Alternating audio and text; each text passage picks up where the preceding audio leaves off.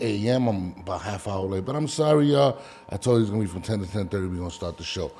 But as we do every Monday, Wednesday, and Friday, me and my co-host Christine, this is what we do. We cover the news and boxing. We do interviews every Monday, Wednesday, and Friday at 10 a.m. Eastern Time, 9 a.m., wherever she's at in Dallas.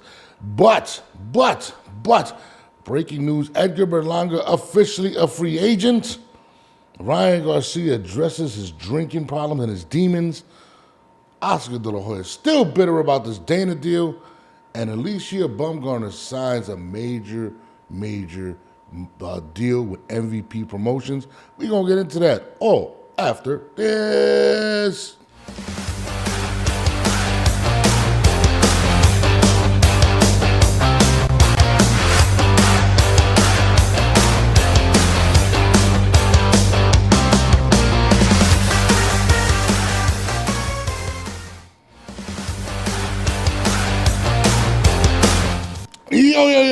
Yo, what it is.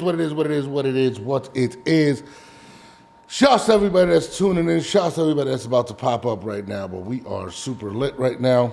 Boxing is on a major upswing, in my opinion. Yesterday, I put out some stuff that was super dope.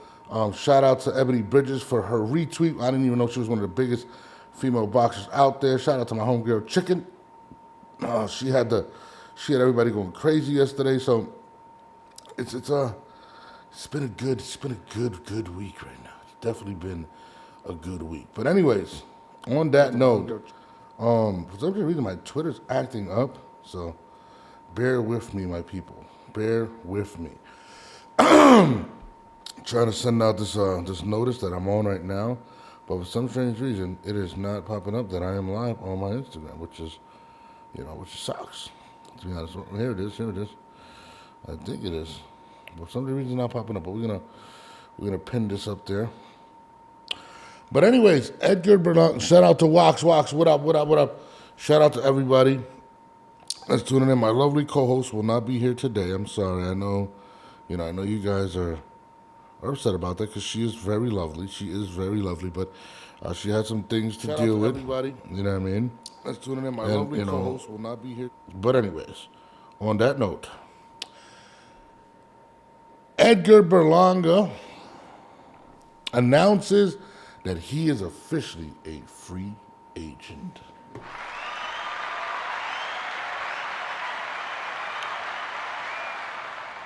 Now, there's been rumors about him, he was actually going back and forth with Eddie Hearn. Shout out to the Hangout podcast, one of my favorite podcasts. If you guys haven't tuned into that podcast, please do. Hangout podcast, they had great material. Miss Christine. I'm sorry, guys. Christine will be on tomorrow. Actually, Friday. She had some personal things to do. She is an awesome co-host. But yes, so on the Hangout recently, not Edgar Berlanga, my man Johnny broke that pretty much Eddie Hearn and Edgar Berlanga were not seeing eye to eye.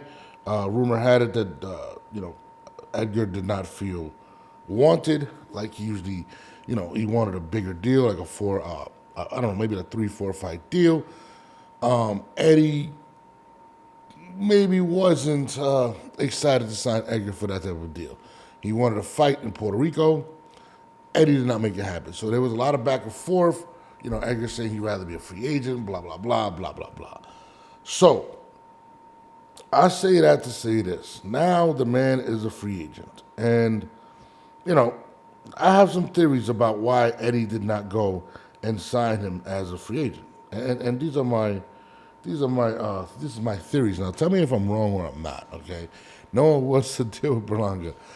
Bite longer. Shout out to y'all. So this is my theory. When it comes to Edgar Berlanga, right? If you're a businessman, if you're Eddie Hearn, right? I feel like Eddie Hearn might have felt like he's already taken him as far as he can. He's already done everything he can for Edgar Berlanga in the sense to where it's like, I got him the Canelo fight. What is this guy's future? Where is he going? Is he as big a draw as he believes that he is? And I think all of these things were playing in the back of Eddie's mind. I think all of these things were playing. Like, listen, nobody wants to lose money. And, Edgar believes, he thinks very high of himself. He truly does. And I definitely believe that took a play. I think he wanted a 4-fight deal, something along the lines of what he got for Canelo. If you've seen, he said that it was a 3-fight deal, or the past 3 fights, he got him a $12 million and a Canelo fight. I think he sees the fact that, the competition's about to step up. I think Eddie sees it. He's like, all right, this guy wants the big fights. Now, do I believe this man can survive these big fights? And I think that's where the problem started to arise.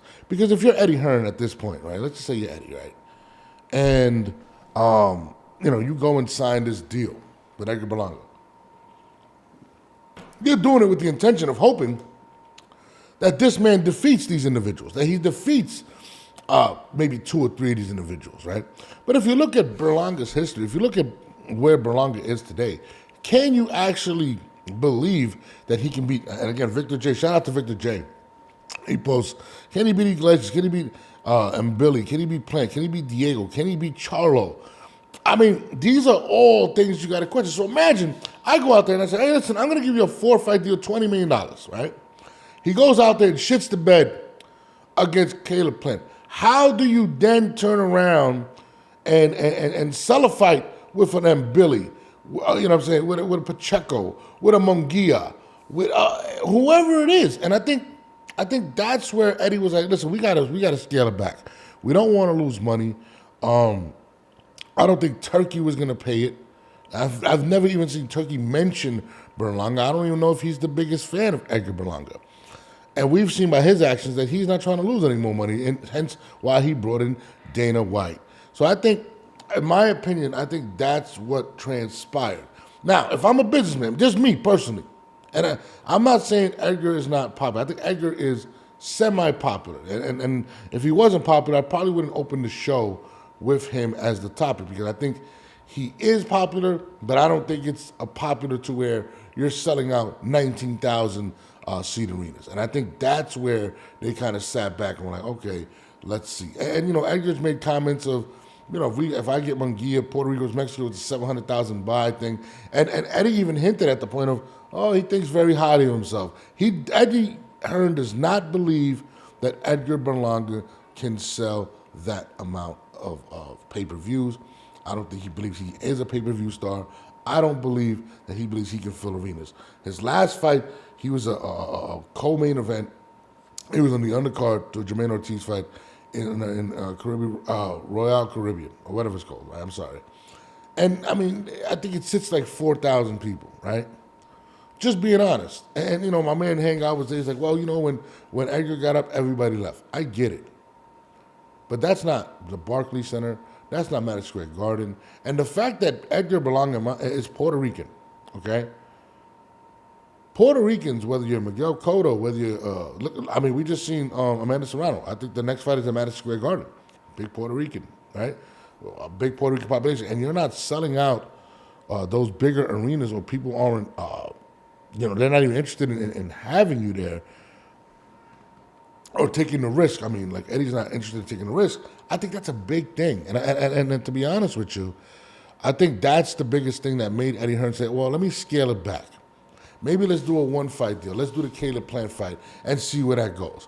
And I think Berlanga, and he has a really great team with Kevin Connolly and all those individuals, okay? Kevin Connolly is going to shoot for a 4-fight deal. He's like, we want 4 fights. We want $20 million, let's just say, okay? That's what a manager's supposed to do. But the investor, the individual that's out there, that's spending the cash, has to recoup. He has to have ROI. Return on investment. He's the one that takes the biggest risk. Excuse me. That's why Eddie came out and said, why don't we be partners in this situation? Why don't you put up half the money, I'll put up half the money, and then we break bread. These are all things that Eddie Hearn has actually said. And that's why it leads me to believe he wasn't interested in doing a long-term extension, because he doesn't believe in Edgar Berlanga. And that's the fact. Eddie may not go out and say this shit publicly, but he kind of did. And if you guys want to go check out the Hangout Spot interview where Edgar says something and Eddie responds, Eddie pretty much lays it all out there. He's like, this guy got a high IQ. Even if you watch the post-fight credits, a fight, Comments from Edgar. He said, oh, I want a rematch with Canelo. Nobody wants to see that. Eddie didn't even acknowledge it and said, I love the Caleb Plant fight. Absolutely. I would too, as a one-fight situation. Maybe two, but not four. Because I believe he thinks he would be throwing money away if he signs for a 4-fight deal. So now Edgar's a free agent, and now he has to find somebody that, in my opinion, is willing to give him somewhere, and I think it's going to be a 3 to 4 fight deal is what he's going to be looking for. And he's probably going to be looking for an average, I'm going to say, of probably $5 to $6 million a year, maybe more. I mean, the way this kid speaks, the way he feels, I think it definitely did turn off Eddie Hearn. And it's unfortunate because, he does have a couple big fights left in him. Now, all the pressure's on Edgar. And if Edgar feels as if he can beat these individuals, if he goes out and beats Plant, now we have a situation to where we might have a bidding war because there's a few fights that could happen. But I don't believe anyone out there with any sense believes that he can beat Caleb Plant. I mean, I haven't seen people say, he beats Plant or whatnot. I haven't seen him beat anybody of the level of a Caleb Plant or nowhere near. So I feel like in Edgar's situation right now, he may be in a situation to where he has to bet on himself. He may have to roll the dice. Or hopefully Kevin Connolly has relationships where he can get something decent with some incentives built in it. So for instance, he signs a 3-fight deal, but maybe the guaranteed money isn't as much. But if he's able to defeat or knock out this individual, maybe, we could boost it a few $1 million. I don't believe that someone's going to be willing to invest in Edgar Berlanga long term and shut out a lot of money until he proves that he can be one of the elite. And I think that's going to be the biggest dilemma when it comes to Edgar Berlanga. And listen, a lot of people have told me I'm a big critic of him. I am. I totally am. I expect a lot more. I want to see greatness, and I just haven't seen it yet. Now, if he goes out and beats Caleb Plant, then I'll give him all the credit in the world. Now we're cooking with grease. But I believe that is the biggest holdup when it comes to Edgar Berlanga right now. I feel like promoters are not going to be willing to put a 4-fight deal or a 3-fight deal in someone that they believe has already reached his ceiling. And I'm just being honest with you. I don't believe that anybody believes that any promoter's willing to say, hey, I think this guy can beat X, Y, and Z. I think he can beat Munguia. I think he'd be an underdog in all of these fights. Okay? Go watch this. Berlanga's terrible. Listen, as popular as he is, I feel like people just don't think he's that good and they want to see him get the fuck out of here. So to me, I get it. I get why Eddie Hearn isn't interested in signing him for a 4-fight deal. Shout out to my man Hangout. If you guys, everything that I was talking about, it's on the Hangout Spots YouTube channel, super dope channel.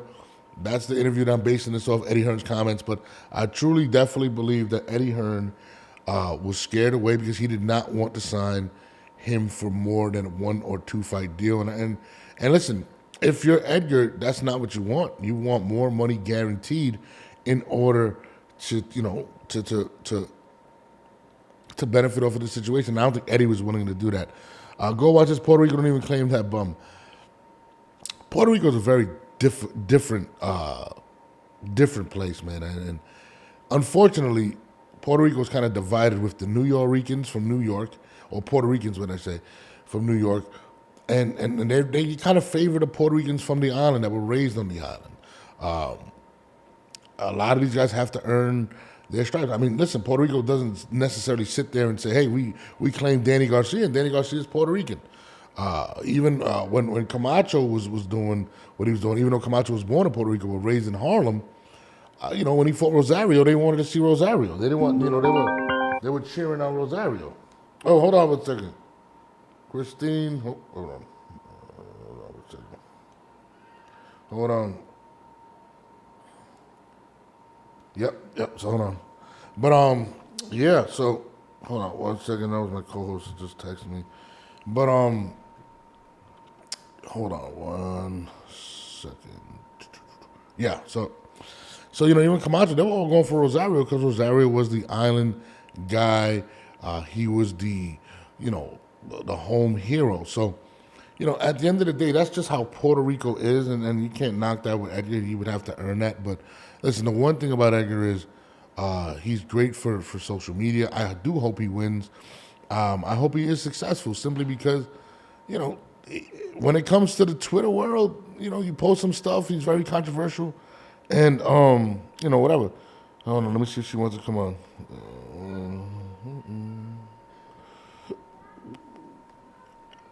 So, yeah. The Hangout says, Edgar is done with Eddie Hearn. Life goes on to bigger and better things for both of them. We should hope so. I mean, especially for him, but I think, this is my opinion, Johnny, I just feel as if when it comes to his situation, I believe that they're going to try to give him some type of a deal to where it's a show and prove, and I think that's kind of where Eddie was at with it. I think Eddie was willing to do the Caleb Plant fight, but wasn't really, I don't think he wanted to invest or give him more than a 1 or 2 fight deal. I mean, it's a lot of money, and listen, if you're Edgar, you want the more, because, boxing is not a guaranteed thing. Are Puerto Rican technically Americans? Yes, we are American, but the island, you got the guys that are born on the island and raised on the island, and you got the New York guys, Chicago people. We just don't get the same type of love. And the one thing about Edgar you can say is he really wants that love. He wants to be the next Tito Trinidad. He wants to be the face of Puerto Rico. I can't knock the kid for it, and I wish him the best. I just feel as if in order for Edgar to get what he wants, I believe he's going to have to do a one-fight deal and prove himself to a big promoter, that he can beat somebody of substance. And then I think maybe he can get a bigger situation. I just don't believe at this point, and I believe that Eddie Hearn was not willing to shell out the amount of money that Edgar wanted, because I don't believe he believed that Edgar was going to last with this gauntlet that he has in front of him. And listen, Edgar said he wants the big fights. This is a big gauntlet. Christine she wasn't able to make it this morning. She's at Facebook. She'll be back Friday. She just text me. Let me see something. Let me see. You know what I mean? So, we're going to figure it out. But, yeah, she'll be Monday, Wednesday, and Friday. She'll be on. But, whatever. Shout out to everybody that's in the chat. For some reason, my Twitter's kind of acting up right now. But, I'm trying to figure that one out. I don't know why it's not, or Twitter X is not rocking like that. But, yeah, I mean, on to more better things. We have Ryan Garcia recently did an interview. I thought it was pretty interesting. And pretty much he breaks down why he was what he was going through as he was going through it prior to the fight with what's his name?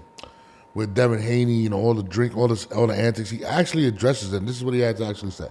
I'm surprised I'm here right now. Really? Yeah. I was drinking every day, every single day. I feel like the people around even the day of the fight. I just got so involved in just trying to cope with whatever was going on inside. And like I said, I've been struggling mentally for years, and it just wouldn't stop for me. So what was the turning point? Turning point is to realize, like, damn, bro, I'm fucking my life up. And getting arrested was a big part of it. Almost losing my kids was a huge part of it. Can you talk about what happened that day? I decided to take a bunch of shrooms, and something I was doing already, but this time I took too many.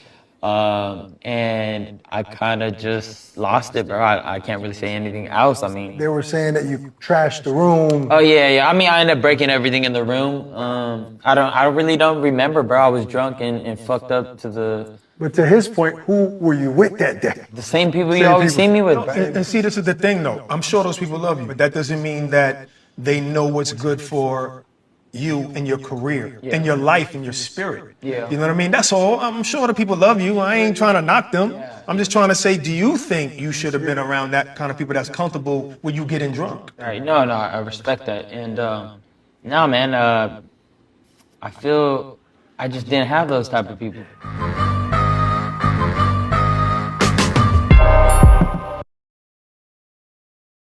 Shouts to Ak and Barack. They really do a good job of in these interviews. But it's funny when Ryan was going through all those things, man. I remember saying this shit like, he needs to be around better people. And I really respect Ryan for doing this interview and actually saying what he was saying. And you start learning things, especially when you start losing money, right? Because people start getting away from you, where they feel like they can't take advantage of you.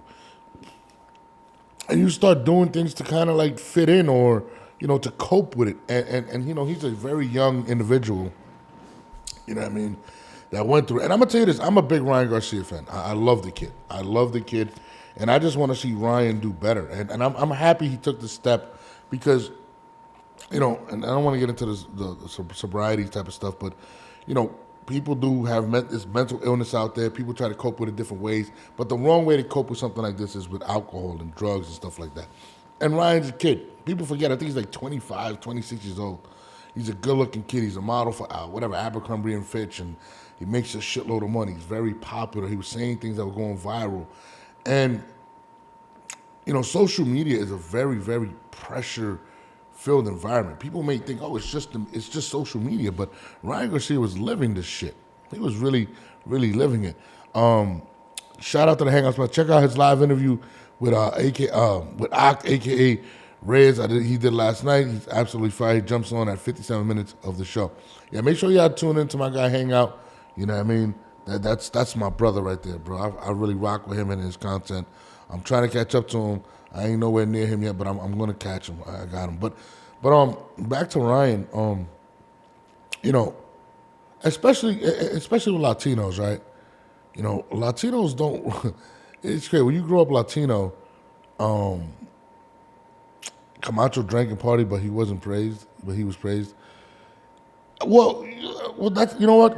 Go watch that. That is a great point. I'm going to address that. So, Camacho was a superstar, okay, but he could hide certain things. Can you imagine if Camacho had the same access to social media that Ryan Garcia had? Bro, he'd have been in jail. He'd have probably been dead sooner than he was. And this is just the facts. You know what I mean? And Camacho was my guy.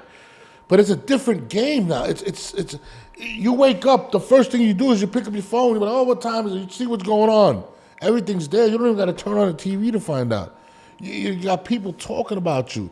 You gave a bunch of lame people a voice to judge you.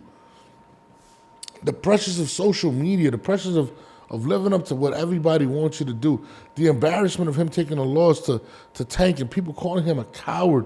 These are all the things that he had to deal with. You know what I mean?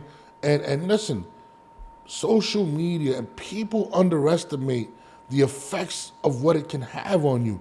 And if you even look at Ryan after that, he hasn't been on social media. I was saying it for a long time. You got to take this kid's phone away. He's going to go crazy. Listen, I've been through things, that I wasn't proud of, you know what I mean, in my hip-hop career, embarrassment, all types of stuff.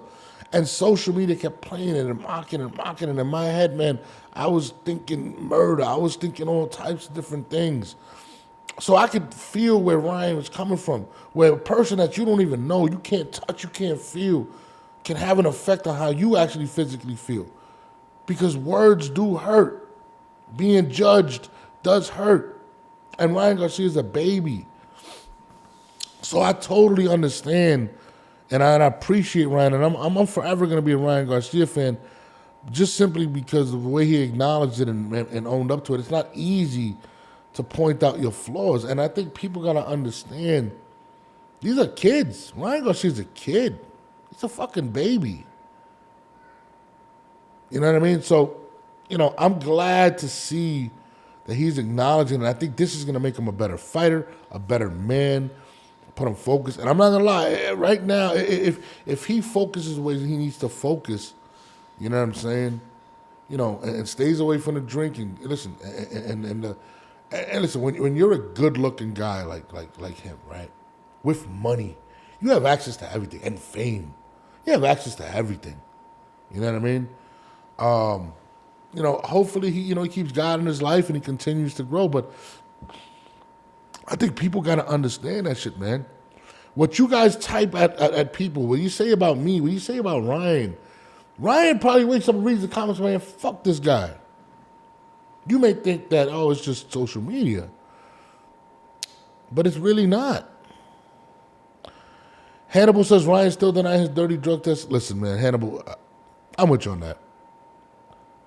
I think Ryan popped 30. I think it was from all the pressure of what happened when he got weight drained against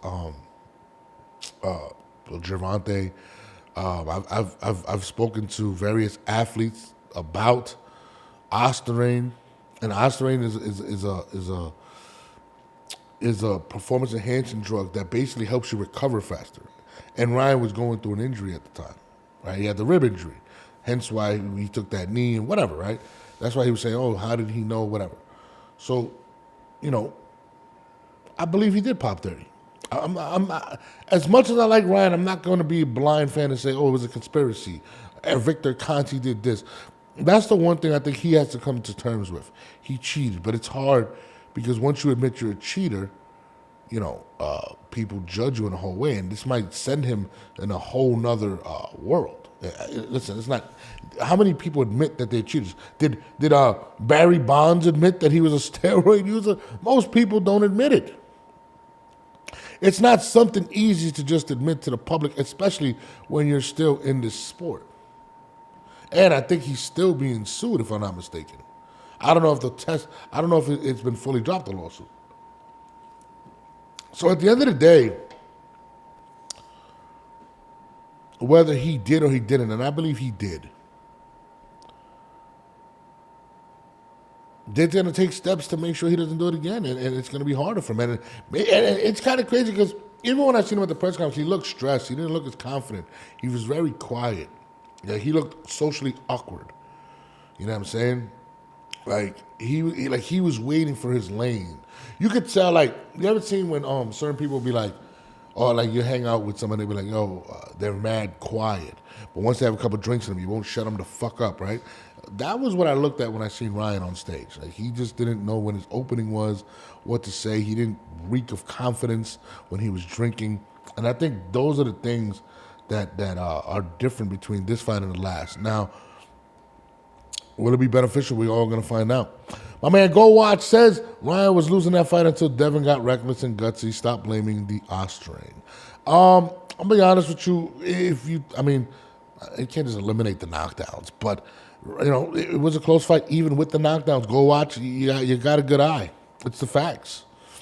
You know what I'm saying? But this second time around, is the fight going to be different? And there's going to be a lot of different things that are going to play into that situation. Is Devin mentally okay at this point? He went through a traumatic experience. That was an ass whooping for the public, to the world to see. I don't care if his record does say 31-0. He has to deal with that mentally. Now, I hope Devin bounces back. I'm a big fan of Bill Haney. I love the guy to death. So I'm hoping that he's able to bounce back. But I can't say it's a guarantee. The man went through something traumatic. You know what I mean? Ryan came in overweight and popped hot. I mean, listen, it is what it is. Listen, the overweight thing to me, Devin Haney does it all the time. I think you're only supposed to be at least 10% above your weight. So 14 pounds it is, right? So, he does it with the weight. It's unfortunate. It's unfortunate what transpired, but, hopefully all of that is rectified and we get a good fight. But shout out to Ryan Garcia, man, for going on Ak show. I thought that was super dope. And listen, guys, it's not easy to admit things of that nature, man. So, as much as you guys like to critique him, I feel like you guys need to kind of cheer him on. You know what I mean? In that instance. But Ryan has a new argument with Devin's little bro saying he would pop hot. I mean, that's just denial, man. That's just denial.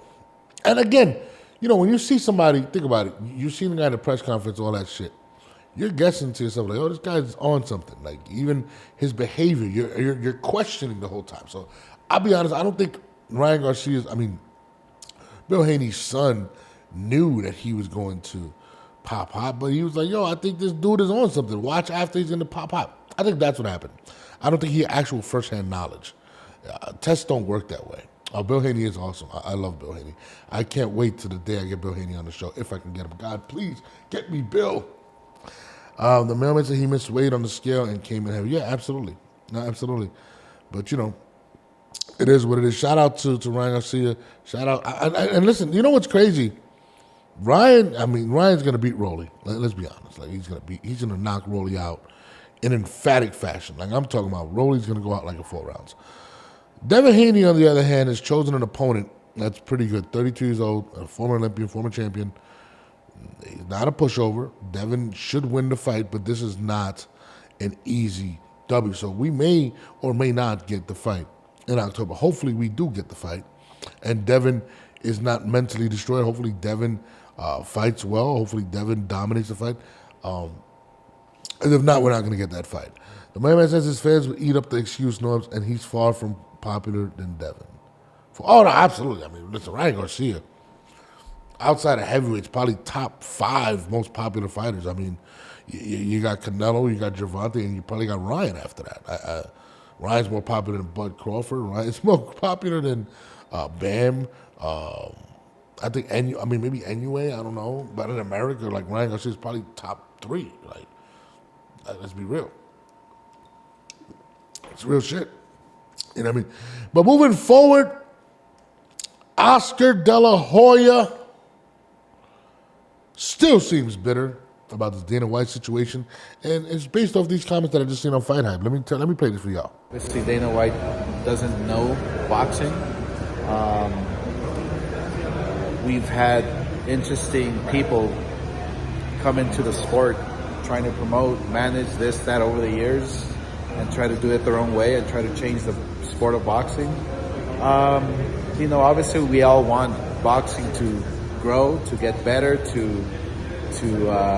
make sure that the fighters are always paid well. And that's the most important thing about boxing, is that fighters are getting paid. Unlike the UFC, where it's going to be interesting how the UFC fighters are going to react when fighters are getting so much money in boxing, and then Dana doesn't pay the UFC fighters. So it's going to be very interesting to see how it all unfolds. They can change boxing? We all can change boxing. Obviously, Dana White doesn't know boxing. We've had interesting people come into the sport trying to promote, manage this, that over the years, and try to do it their own way and try to change the sport of boxing. Obviously we all want boxing to grow, to get better, to make sure that the fighters are always paid well. And that's the most important thing about boxing, is that fighters are getting paid. Unlike the UFC, where it's going to be interesting how the UFC fighters are going to react when fighters are getting so much money in boxing, and then Dana doesn't pay the UFC fighters. So it's going to be very interesting to see how it all unfolds. Oscar's a very smart man, right? Dana White wasn't brought in for his knowledge of boxing. He was brought in for his knowledge of business, okay? Oscar's brilliant in how he kind of throws things out there for people to stick. Like, how a UFC guy's going to feel when, he has to pay the boxers more. It's kind of creating a divide. How, he doesn't really know much about it. Boxers don't get paid that. Listen, all of that's going to get adjusted. There's more money around, and I get it. But the reason Dana was brought in was simply because TURKI Alycia, under doing stuff with all these promoters, wasn't making money.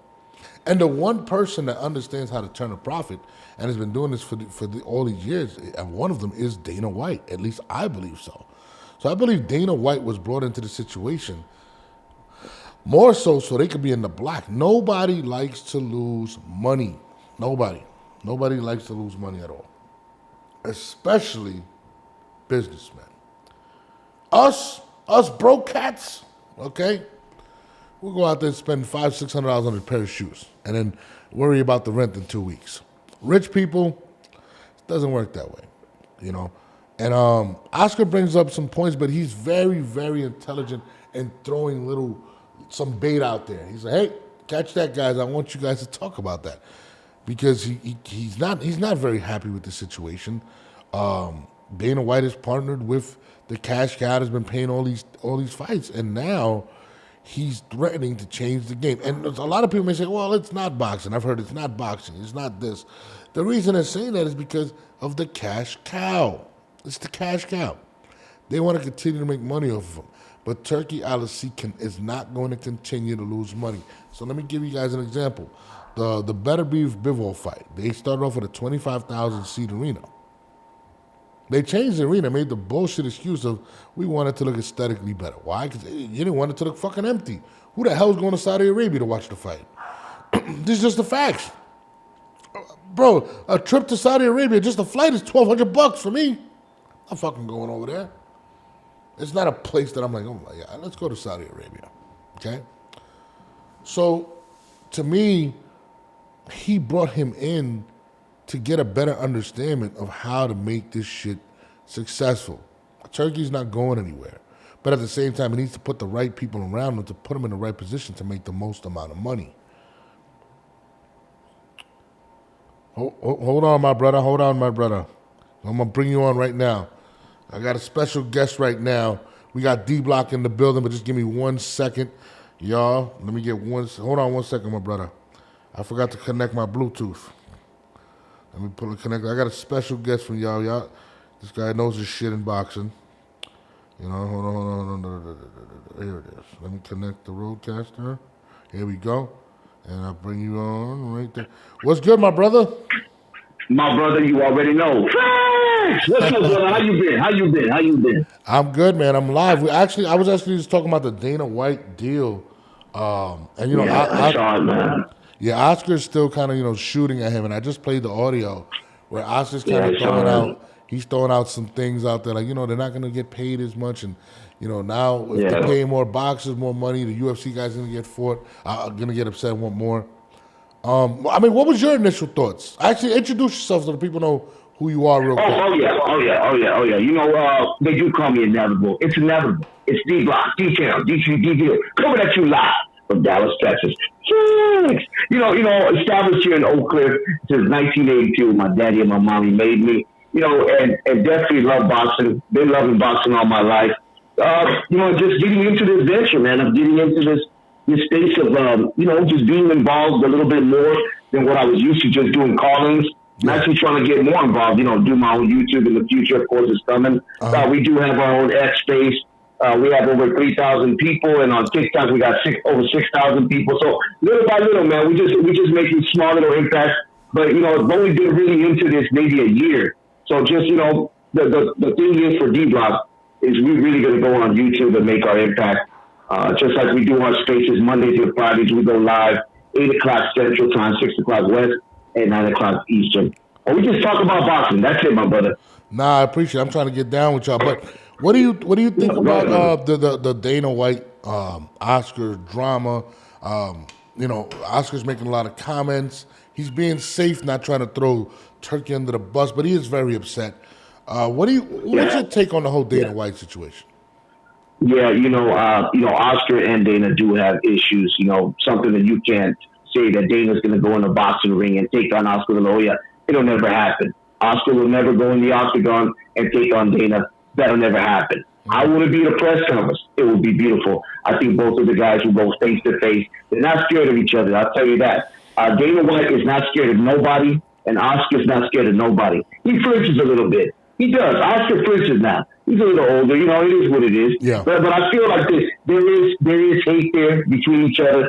And you can see the way he has that conversation with the media, Oscar De La Hoya, the way he brings up the sheet now recently when they were at the LA press conference, when he said he wasn't very happy the way they were talking, the way the whole Turkey was going to take over the whole boxing industry, all the belts were going to be gone, it was only going to be one belt at that time, the way the conversation was. And I think Oscar knows, hey, this guy's giving me some bread, he's giving me some money, he's giving me dates. So I need to just, chill back and see what it's about. Now, with this thing, what we're hearing now, with the news coming out on Twitter, the boxers are not going to pay. They're not going to get paid a lot. It's a damn shame too. Yeah, and that was my point with the situation. I told people like, Oscar was really going in on, well, he doesn't know boxing, and my thing, and I keep telling people, I was like, he doesn't know boxing, but he's been around combat sports for over 30 years, right? And you know what he does know is business, and he's always in the black. UFC has an event damn near every week. Every time I turn around, they're on pay-per-view. They're not losing sponsors. They're not losing ESPN. They just got, he's with what's it called? MVP. Well, not MVP. What's the thing that? Not MVP. It's the hold on. Let me see. He got the situation with Netflix and all of that, right? Yeah. So, Future plans. Yes. Future plans. Yes. this is a man that understands business, and the problem with these promoters nowadays, especially in recent memory, in my opinion, I mean, stop me if I'm wrong. Yeah. No, is you're that good. they made Turkey lose a lot of money. I Yeah. mean, he was overpaying these guys, and I kept saying for a long time, like, bro, I don't care. I don't care how much money he has. Rich people don't like to lose money. And I think those promoters were taking advantage of that situation, thinking he was never going to do it. And I think he pivoted and said, hey, this guy right here, he's making money, and he's not even paying these guys nowhere near. And I think that's the model he's going to, and I think that's what it was. And, he's the cash cow. Promoters were taking advantage of that situation. Thinking Oh, you gotta lower your background. Yeah, I am. I'm sorry, brother. I don't know what the hell happened there. But but I got you. You're good. But yeah, I mean, I think that, and honestly, you're right. They can't stand each other. But that was an uppercut Tyson, Lennox Lewis right cross signing with Dana White for Oscar. Right? I mean, Oscar's face when the deal was crazy, bro. Like, Oh man, I tell you, the way every promoter's face looked like they were about to go see the Grim Reaper, man. Just the way just to find out that the guy in charge of the UFC, your competitor, is about to enter your sphere, boxing. And not just that, to know that Turkey Alycia is going to be partnering up with him. Oh, man, it's like they put you in a room. It's like remember, what was that movie? What was that movie back in the 90s? The Italian movie. The Italian movie? Which one? What's the one, man, where they take him to the room and he thinks he's gonna be stunned, like he's gonna be anointed, and then they find out he's on Paulie. Remember when they killed Paulie? Remember, and then they find out, he gets the phone call. What happened? What do you mean? That's like he was gonna be, come on, and it was like all of us were gonna be, but I can bet you that's the way Oscar felt that day, man. Hey, what happened, man? What the hell, No, and the crazy thing is, man, it gets worse for Oscar and Eddie. Eddie's been very like, I want to be a part of it. I want to continue to make money. But they all see the writing on the wall, especially, I mean, you got to think about it. When he's saying that the first event that's going to be pushed is Terrence Crawford and Canelo Alvarez. Not only does he take Canelo off the board for everybody to use, right? He took Canelo off the board. The biggest fighter in the world. You can't use him now against me. And Dana has him in the pocket. And that's his first event he's going to throw. And he got Netflix. Like, how do you compete at this point? Well, you can't. You can't. You cannot compete. The only thing that you can do is just literally like, look, mind your own business, do what you got to do. Be cool with it because, Riyadh season, of course, the Sheik did come out a week ago saying that he's still going to be involved with all these other guys for 2.5 years or 2 years more with Riyadh season. It's just, you got to just mind your own business, stay on your lane. And, if you got a pout, just keep it to yourself, man. Let's just keep it moving, No, absolutely. But you know what? I think Turkey said that as well, more as to soften the blow. Because when he had Canelo up there, think about it. When he had Canelo up there, and Canelo only, he talking on, no, don't bring those other belts up there. He was kind of coming off like, I'm taking over that. And I think a lot of people were like, wait a minute, hold on, like, what's going on? So I think his PR team was kind of like, let's soften the blow right now. We don't want it to be like you're coming in here and monopolizing it. And I don't think people understand that the NFL is a monopoly, NHL is a monopoly, NBA is a monopoly, and all these major sports. The only one that kind of works where it's a bunch of different entities moving at once is boxing. And now, for the first time, there's a threat of them actually making it into one league And that's big. I think that's huge, and I think all these guys see the writing on the wall, in my opinion. Yeah. Yeah, but where do you see that Turkey Alycia is succeeding right now, in your opinion? With Say that one more time. Because think about it. I'm going to let you know this. What I want to know what you think Turkey's moves are. What is his game plan overall? Because he's not playing chess. He's not playing checkers. He's playing chess. Absolutely. Now, what do you think? So he got the big bag. He got the golden goose. That's Canelo Alvarez. Yeah.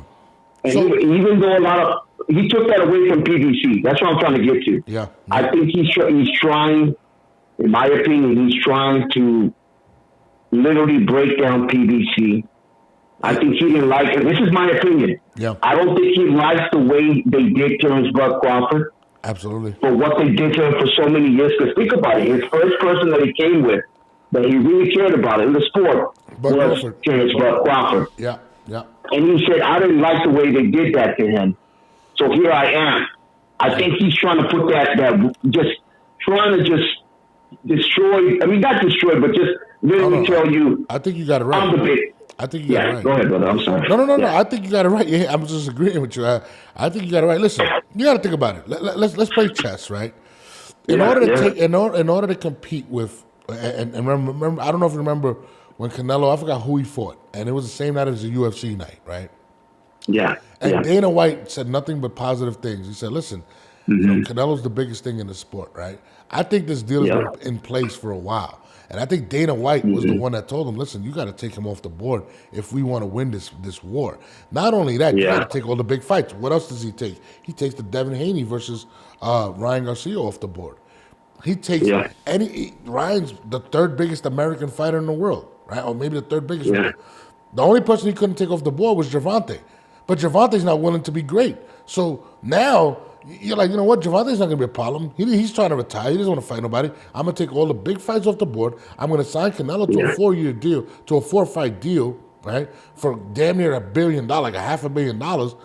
So PBC can't use him. So how are they going to compete? And I'm going to bring in Dana White. So I feel like, I'm with you. I feel like he is out there to destroy them. He's like, you're done. It's get down or lay down at this point. And this is a story for another day, but this is my campaign that I've been saying about this, man. Yeah. I never get. I know everybody's going to have their own criticism towards other people, but they've always told me, "Dude, like, why do you not like the PBC?" I got my own. Rick Granger has his own thing. I got my own thing, but I'm gonna say this. I remember there was a big fight, Joshua and Wilder, and the way it came down was this.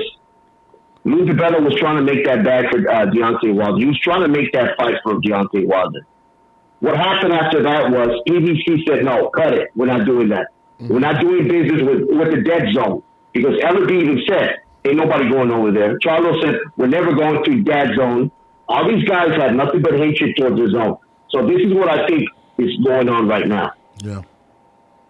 After that happened, Al-Sheikh looked at that. He loves boxing. He got into it. And we saw what's going on right now. They're trying to cut off PBC. Look where PBC's at right now. They're giving you a fight from Australia live on their PBC event that at the end of the day, who cares? I'll be honest with you. I'm a hardcore. I love every fight. I don't care about Spencer and Kazoo. That means nothing to me at the end. They just had Keith Thurman on a delay last week. They didn't care about their own star that started their company. That's crazy. You know what I mean? So I feel like right now the zone is the top spot for boxing. Every week they have boxing matches every weekend. They are the top dogs right now. And I feel like the zone, what they went through with PBC, trying to get that bigger gun with them, and PBC thinking that they were almighty and bigger than them, Khan was a bitch. It came back to bottom in the ass. You want to hear something crazy? I think that I believe that the zone's in trouble, especially with Netflix. Go ahead. Yeah. I really believe that Turkey signing, he's going to sign a major deal with Netflix, and everything's going to run through Netflix. So I want to see what happens with the zone. I think the zone is kind of in the same situation. I think they're in a situation where they're going to have to. They might get bought by a Netflix or somebody because they do have value, but if Turkey Alycia signs that deal with Netflix, which they're saying the rumor is Terrence Crawford and Canelo might be there, why do we need the zone at this point? Like, why? Like, I feel like, listen, and I agree with everything you're saying. I think it's a great point, but I really do believe that this Dana White / WWE / UFC deal / Netflix deal is going to be the downfall of all of these other entities, and I think the zone's in trouble as well. But I'm with you with what you were saying. You know what I mean? You know, I could look at it like that, and I could just say, now will Netflix carry boxing every weekend like the zone? Yeah. I don't know. But what I do know is this: it's in the beginning stages, and they're giving you the biggest fight of our generation: Terrence Crawford versus Canelo Alvarez. Yeah. On free TV. I mean, not free, but your subscription, of course, with Netflix. Yeah. And that will do. I promise you. I think that will do bigger numbers than Jake Paul versus Mike Tyson. That is the way to start out something. Absolutely. Well, I'm thinking 200 million people. I'm dead ass. Oh, even more. I think this thing's going to break. I mean, this thing's going to go out there, man. I mean, think about all Mexico's going to be watching this. Yeah. You know, the United States is going to be watching. Everybody's going to be watching this to see if Terrence Crawford can make an impact in boxing to say, guess what? Don't consider me as a great fighter. Consider me as a top 5 pound-for-pound fighter of the whole world if I beat Canelo Alvarez. But yo, you know what? To your point of all time. Listen, he's going to have the stage, Terrence. But there's something that you brought up that was very interesting. You said, are they going to be able to have boxing like the zone every week? Yes. That's what Dana White does with UFC. Oh no, yeah, you're right. So, I was like, dog, like everything that people are looking for, I think, is going to go in that deal. Listen, Dana literally, bro, ESPN still rocks with them. Top Rank just literally bowed. I mean, ESPN just bowed out at Top Rank. Like, yeah, we're good. Yeah. I guarantee you they'll be back in the talks with Dana White there. I think there's going to be a lot more opportunities for boxers. Yeah. To be honest with you. I think they are going to adjust some of the money, but at the same time, it's never going to be another Canelo Alvarez. Hell no. Hell no. And not just that. I'm sorry, I'm going to cut you off. No, you're good. See, right now, they're at the beginning stages. So I can't say that everything's going to shift. Because this seems more like maybe mid-fighters, maybe young upcoming fighters are going to be involved in the beginning of this. So it's going to take time. It's a process. But during that process, the zone is still there. They have all the promotional companies that are big, Matchroom, Queensberry, Top Rank, that will be, I'm guessing, will join the zone, and Golden Boy. I think those are top-tier companies that are going to be with the zone for a while, and under one umbrella, of course, and I love that for boxing, by the way. So it's going to take some time with this Netflix deal. If it does come into fruition. But you remember too, the Sheik was in talks of buying them as well, and this has been for a couple of years, and I think they're going to be acquired entities, and I think think what Turkey's going to do is kind of turn them into like a franchise type thing and use them to continue to funnel talent, but because you got to look at it too, like these guys don't want to put up their money anymore. Oscar doesn't want to put up the money. They're not getting it from Amazon. Backed out. Where's Amazon? They're gone. What were they there for? Yeah, they're gone. They're gone. Yeah, they're gone. So, they don't want shit to do. I feel like the Al Heyman is over there beefing with Gervonta. I feel like nobody wants to put up the money anymore, and I feel like the money is starting to dry out, and the money that is coming in is unifying and saying we're not doing what you guys did because we're not going to continue to pay for your suites and your yachts for the promoters. They're paying the fighters and the promoters. They're like, why do we got to do that? We don't even need you guys. Might as well acquire you guys. So I think that's what we're going to see. And listen, think about it. And just to pivot real quick, we just seen Alycia Baumgardner sign a huge deal with MVP. Who does MVP got to deal with? Netflix. Netflix. And what did they do? They're going to put a focus on what? On female boxing and female boxing. And you know who made women combat sports extremely popular? The UFC. And who are they signed with? I mean, this is crazy. I'm TKO Sports. That's what it's TKO. I mean, this is big. Yeah. This is big. So I think everything is leading towards the how the UFC has been successful. Even the WWE with women's wrestling, they've been successful. And Alycia Baumgardner gets signed out MVP. They have a deal with Netflix. You don't think there's going to be? I really do believe the changing of the guard is here. And shout out to Alycia Baumgardner, man, for signing that deal. Shout out to her. I thought that was Shout out to her. outside of Amanda Serrano being basically getting a lifetime contract and then heading the women's division. We're gonna see a shitload of women right now, in a lot of powerful positions. And by signing Alycia Baumgardner, one of the most talented boxers, beautiful boxers, this is a big move. This is a really big move, and I think, and again, if you look at women in sports, they've been the most successful in the WWE. They've been successful in UFC. Ronda Rousey, let's be honest. What did UFC do for Ronda Rousey? Oh man, I love Ronda Rousey. Yeah, I mean, listen, and they put a focal point on her. They made her main events. Yeah. So I feel like everything is pivoting towards this right now. And honestly, the old way of things going down, I'm telling you, it's going to be get down or lay down. And I think we're going to start seeing it now. And I'm excited to see it. I just hope, as a boxing connoisseur, that it does get better, and I believe so. And you want to hear something funny? Check this out. I don't know if so a friend of mine, shout out to my man Johnny from the Hangout Spot, right? And this is how you know. This is how you know that these guys are ahead of the game. MVP threw an event with Jake Paul, right? So my man was like, "Yo, MVP treated us better than anybody we ever fight we went to." I'm like, "What are you talking about?" He's like, "Yo, we got there. They had our credentials. They had everything, right? But not only that, they fed us and they gave us money to go out and eat. They gave them a per diem." And I'm like, "Wait, what?" No boxing organization is doing that. So if you don't think that these guys are trying to bring in everyone, they literally are, and they're doing it the right way. It's kind of crazy. Think about it. A per diem for media. I mean, I know, man. It's crazy, man. It is crazy. Man, we got to do this a lot, man. I rock with you. I rock with D Block. I rock with your movement, man. You know what I mean? Appreciate you, man. I really do appreciate you. That was beautiful, man. I got one more. I got one more thing to say. I know it's you say late, whatever man. you want, brother. What's up? Talk to me. Look at this. Ed, did you hear anything about Dan Raphael? No, what Have the happened? numbers come out for Tank Davis? No, I'm saying, have the numbers come out from Dan Raphael for PBC? Have the numbers for Tank Davis versus Lamont Roach come out? It must be that bad.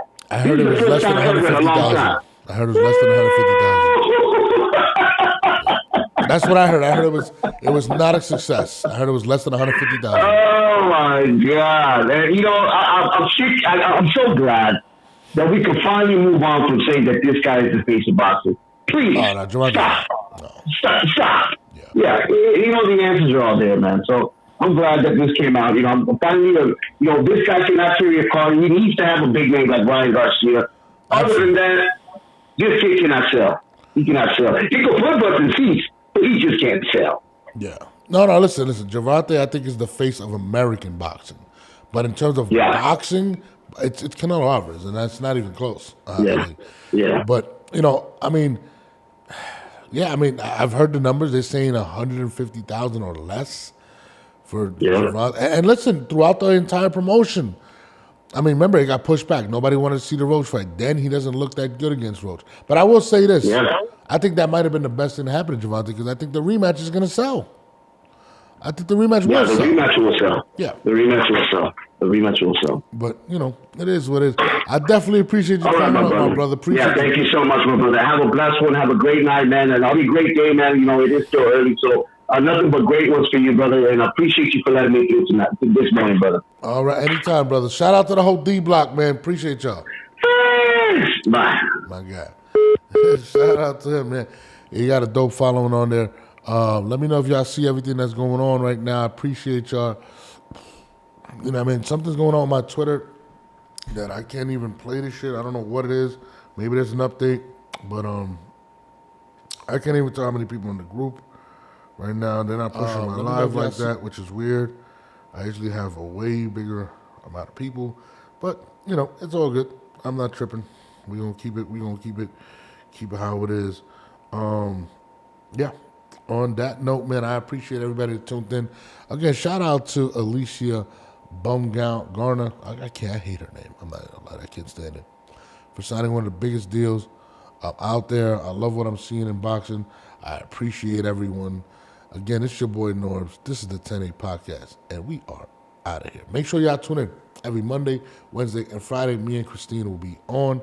I apologize she couldn't be on today. She had some family issues that she had to deal with, but we will be back on Friday morning at 10 a.m. Eastern time. I think her time is 9 a.m. It's like an hour before us. And on the West Coast, of course, it's 3 hours before. It's like 7 a.m. So, you know, shout out to y'all. Appreciate y'all tuning in today. It's your boy Norbs, and we are out of here. Make sure y'all watch. Like, share, and subscribe.